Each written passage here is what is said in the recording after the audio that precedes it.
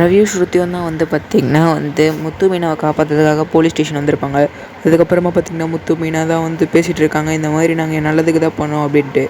அதுக்கப்புறமா போலீஸ் சொல்கிறாரு, அவங்க நல்லதுக்கு பண்ணுறாங்க, பட் ஆனால் போலீஸ்ட்டு ஒரு கம்ப்ளைண்ட் கொடுத்துக்கலாம்ல அப்படின்றாங்க.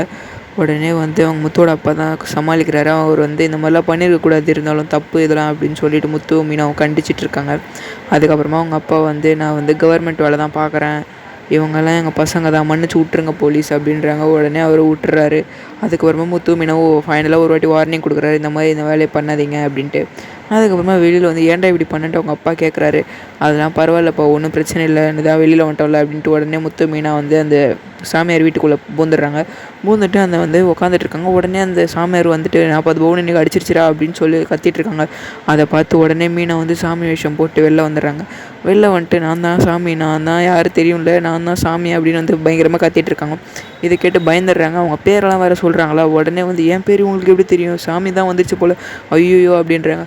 உடனே முத்து மீனா தான் அது கன்ஃபார்ம் ஆகிடுச்சு, அவங்களுக்கு தெரிஞ்சு போச்சு. அப்புறமா என்ன பண்ணுறது, வேறு வழி இல்லை, சரண்டராக தான் ஆகணும், நகையெல்லாம் கொடுத்துட்றாங்க. இது தெரியாது அவங்களுக்கு. ஆனால் விஜய் எங்கள் அப்பா போட்டு திட்டிகிட்டு இருக்காங்க. என்னடா இது, முத்து மீனா கண்டுபிடிப்பாங்கன்னு பார்த்தா அதெல்லாம் கண்டுபிடிக்க மாட்டாங்க, பொய்ன்னு எனக்கு தெரியும் அப்படின்றாங்க. உடனே பார்த்திங்கன்னா சீதா அவங்க அம்மா தம்பிலாம் வந்துடுறாங்க.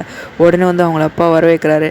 உட்காரவே அப்படின்றவொடனே உடனே விஜய் கண்டுக்கவே இல்லை, அப்படியே விட்டுறாங்க. அதுக்கப்புறமா கொஞ்சம் நேரம் கழித்து பார்த்திங்கன்னா மீனாவும் முத்து வந்துடுவாங்க.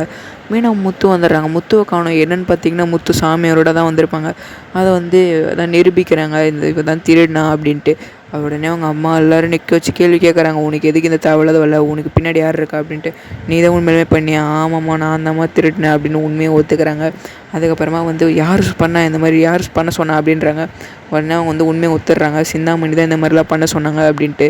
அதோட அப்புறமா முடிக்கிறாங்க. மறக்காமல் சேனலை சப்ஸ்கிரைப் பண்ணிடுங்க, லைக் பண்ணிடுங்க, ஷேர் பண்ணிடுங்க.